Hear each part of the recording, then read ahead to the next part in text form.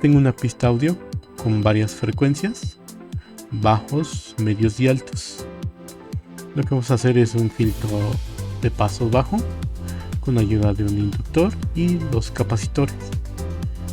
Estos dos capacitores pueden ser un capacitor de poliéster metálico o un capacitor electrolítico no polarizado, pero para esta prueba usaré dos polarizados para hacer el filtro.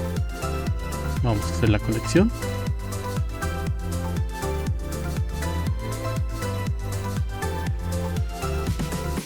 Y como podemos ver, ahora tenemos una señal de bajos que no sobrepasa los 500 Hz.